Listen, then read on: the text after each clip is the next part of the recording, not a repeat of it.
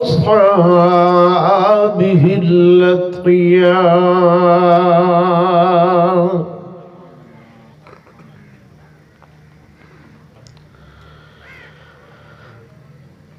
أما بعد فأعوذ بالله من الشيطان الرجيم.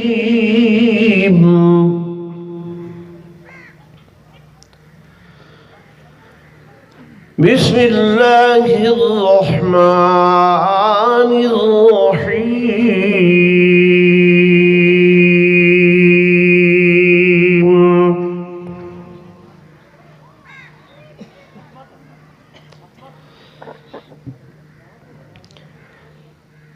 إن هذا القرآن يهدي للتي هي أقوم.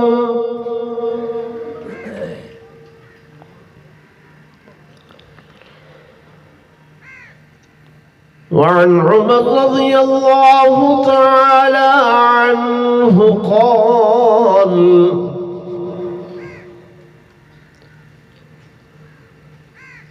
إن الله تعالى يرفع بهذا الكتاب أقواما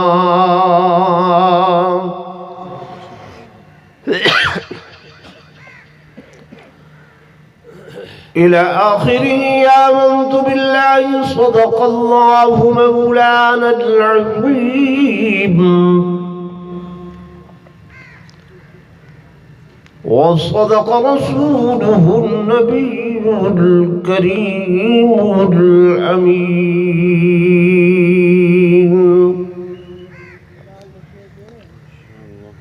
درود پڑھ لیں سب حضرات.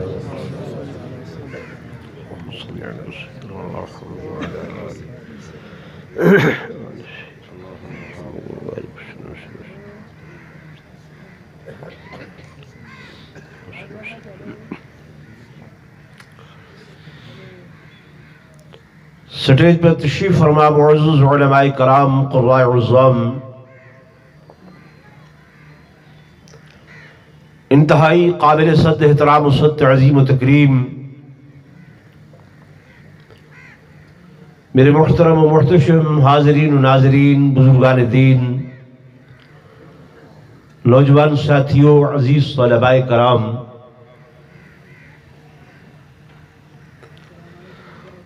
مغرب کی اذان سے صرف 10 منٹ باقی رہتے ہیں.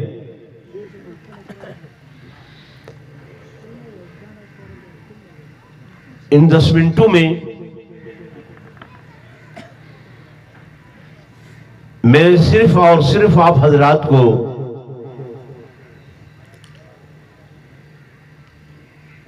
ہدیہ تبریک پیش کر سکتا ہوں.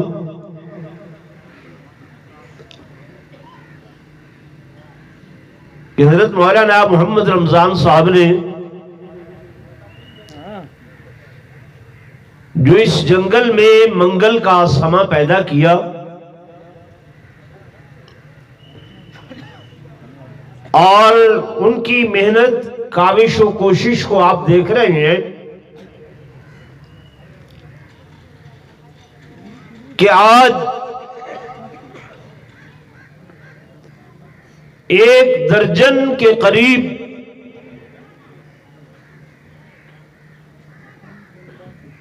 بچوں نے اللہ کا پاک کلام قرآن مجید فرقان حمید اپنے سینے میں محفوظ کیا.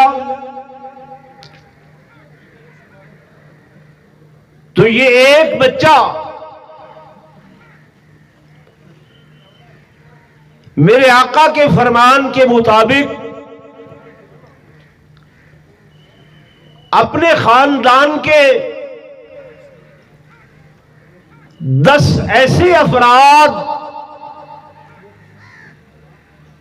جن پر جہنم واجب ہو چکی ہوگی،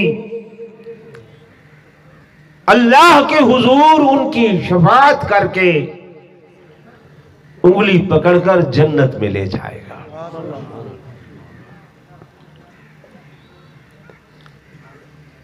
میرے دوستوں، میرے بزرگوں،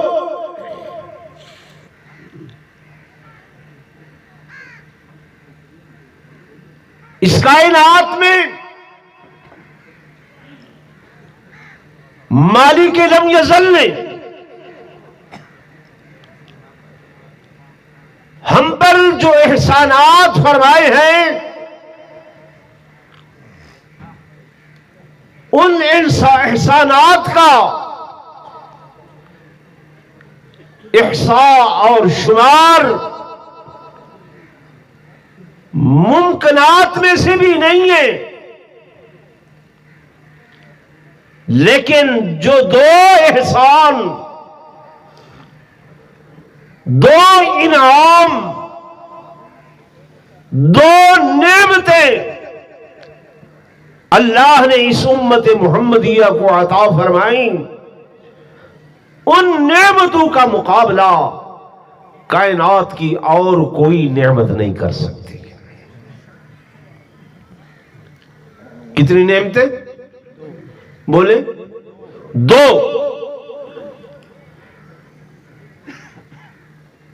وہ کون کون سے ہیں؟ ان میں سب سے پہلی نعمت جو ہے وہ یہی اللہ کا قرآن ہے، جسے آپ کو مولانا حفیظ صاحب بیان فرما رہے تھے کہ یہ کلام اللہ ہے، اللہ کا کلام ہے۔ اور کلام کسے کہتے ہیں؟ کلام وہ ہوتا ہے جو کسی کے اندر سے نکلے، اندر سے نکلے۔ میں بول رہا ہوں، میرا کلام ہے، آپ بولیں گے، آپ کا کلام ہوگا، اور یہ کلام بنتا تب ہے کہ جب اس سینے سے سانس نکلے اور وہ سانس گلے کی نالی سے ٹکرائے، آگے اس کو زبان حرفوں اور لفظوں کی صورت میں ادا کرے تو وہ کلام بن جاتا ہے۔ میرے دوستوں، میرے بزرگوں، ایک میرا کلام ہے، آپ کا کلام ہے۔ میرا کلام میرے سینے سے نکلے، میری زبان ادا کرے، آپ کا کلام آپ کے سینے سے نکلے، آپ کی زبان ادا کرے۔ مولوی کا کلام، پیر کا کلام، عالم کا کلام، ولی کا کلام ان کے سینوں سے نکلے، ان کی زبان سے ادا ہو۔ ارے قرآن یہ اللہ کا کلام ہے، میرا اللہ وجود سے تو پاک ہے، لیکن اس کا ایک قدرت والا وجود ہے جس کا ذکر قرآن میں ہے۔ کہیں اللہ کی قدرت والی پنڈلیوں کا ذکر ہے، کہیں اس کے قدرت والے ہاتھوں کا ذکر ہے، کہیں اس کی قدرت والی آنکھوں کا ذکر ہے، تو گویا اللہ کا بھی ایک قدرت والا وجود ہے۔ یہ کلام یعنی قرآن وہ کلام ہے جو اللہ کے قدرت والے وجود کے اندر سے نکلا ہے، قدرت والے وجود کے اندر سے نکلا ہے، باطن سے نکلا ہے۔ تو آج جس شخص نے بھی، جس حافظ نے اس کلام سے یاری لگائی، اس کلام سے دوستی لگائی، گویا اس کی اللہ کے ساتھ باطنی دوستی ہے، اللہ کے ساتھ قلبی دوستی ہے، اللہ کے ساتھ دلی دوستی ہے۔ اور آپ جس دلی دوست کا، قلبی دوست کا ہاتھ پکڑتے ہیں اسے چھوڑتے نہیں ہیں۔ اور حافظ قرآن اس کا ہاتھ تو اللہ کے ہاتھ میں آ گیا ہے۔ کس کے ہاتھ میں آ گیا ہے؟ بولے اللہ کے ہاتھ میں۔ انسان تو انسان، انسان تو انسان، جنات نے بھی جب یہ قرآن سنا تو کہنے لگے، فرمایا اِنَّا سَمِعْنَا قُرْآنًا عَجَبًا، اِنَّا سَمِعْنَا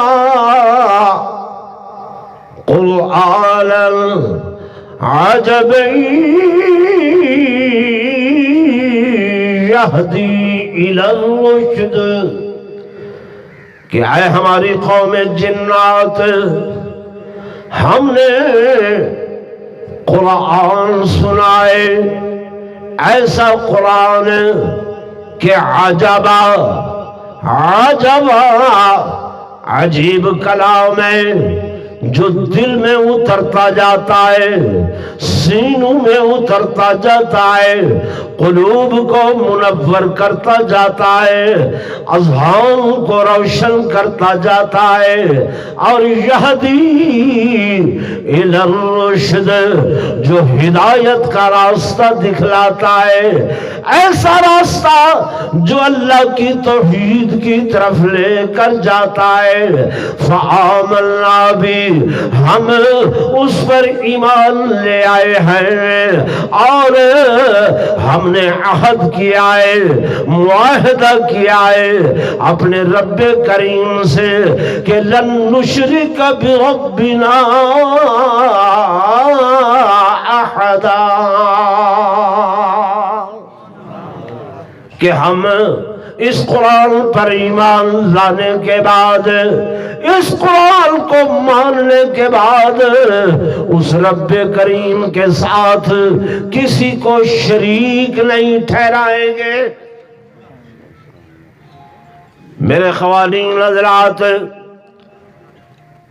میرے عزیزوں، میرے دوستوں، میرے بزرگوں، تقریر کا وقت نہیں جیسے میں نے عرض کیا، لیکن مبارکبادی کے مستحق ہیں وہ طلباء کرام کہ جنہوں نے اس نعمت کو آج اپنے سینے پہ محفوظ کیا ہے۔ ابھی بعد نماز مغرب خلیفہ صاحب ان کی دستار بندی کرائیں گے، سر پہ پگڑیاں پہنائیں گے، اور چک 402 والے خواتین حضرات، ایک پگڑی وہ ہے جو یہاں پر پہنائی جائے گی، ایک پگڑی دستار وہ ہے جو یہاں پر پہنائی جائے گی، اور پہنانے والے مشائخ عظام ہوں گے، علماء کرام ہوں گے، لیکن ایک دن آنے والا ہے جسے روز محشر کہا جاتا ہے۔ میرے خواتین حضرات سنیں، اللہ کے نبی نے فرمایا البسا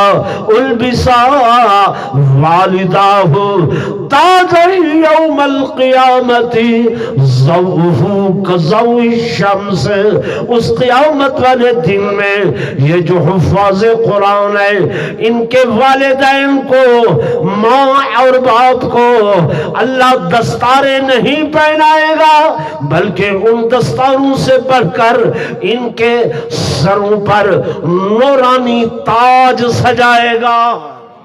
نعرہ تکبیر، شان رسالت، آزاد قرآن، دینی مدارس۔